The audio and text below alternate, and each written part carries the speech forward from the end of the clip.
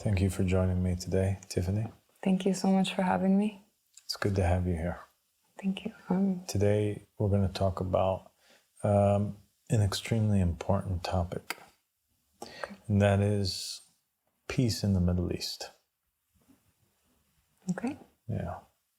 I think it's like one of those ongoing problems that the world has, and it's been ongoing for a very long time. It seems to have been a problem since really World War II.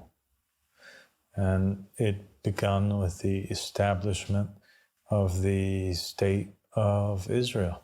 Well, I do have a proposal. I think it would solve things. It would be the ultimate solution for peace in the Middle East. Okay.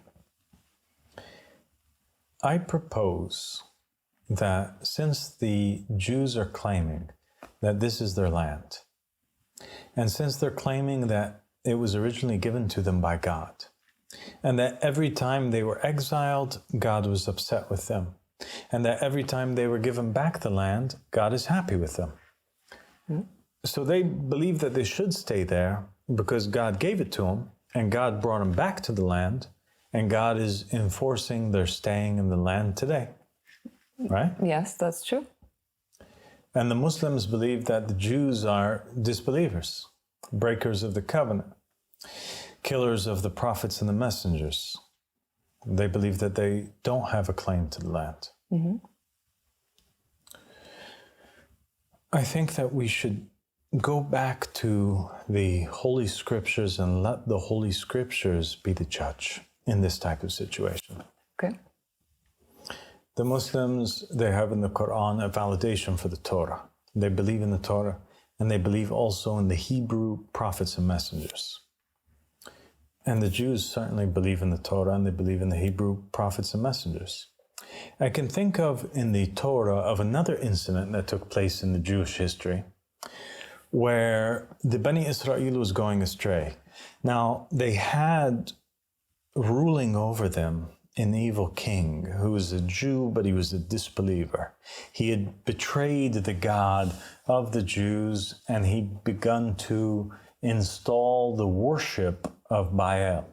Do you know this story? King Ahab and Elijah. Okay. All right? So what takes place between them? Elijah in the scripture, he pretty much goes one day to King Ahab and to the Israelites and the prophets of the temple of Baal. And he says, guys, for how long are you guys going to walk back and forth confused, unable to decide if it's this or if it's this, right? And he makes this amazing proposal, which solves everything. Elijah alayhi salam says, let's get 2 cows, okay? Yeah. And you bring the 450 prophets of Baal and let them pick whichever one of these 2 cows that they want.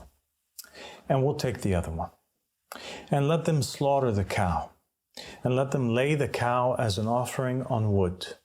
And we'll do the same.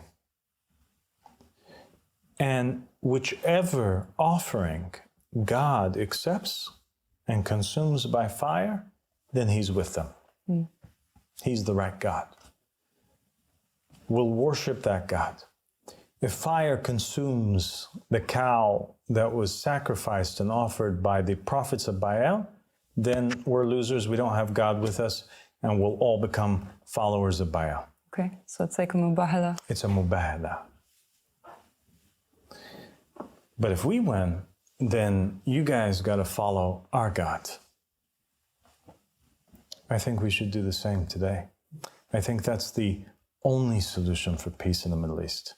Okay. We should have a giant mubahala that takes place where we get all of the prominent Jewish rabbis. We tell Israel, bring all of your most prominent rabbis, whoever it is that you choose, all your holy men, bring them.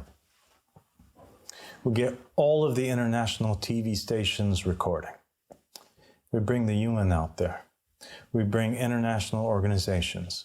We televise the event live. And we bring the Muslims too. And we make them pick, the Palestinians, the best of their sheikhs, the best of their imams. And we let each one of them slaughter a cow and offer it on wood, an offering on an altar, and whatever offering is accepted by fire, then God is with them.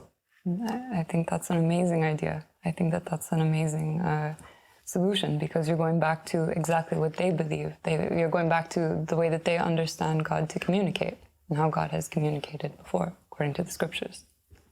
If fire consumes the offering of Israel in front of the whole world, then everybody should immediately convert to Judaism. And the Muslims should be the first people to destroy Al-Masjid al-Aqsa and allow the rebuilding of the temple. And if it's not, though, accepted, and the offering of the Muslims is accepted, well, then the Jews have to review themselves.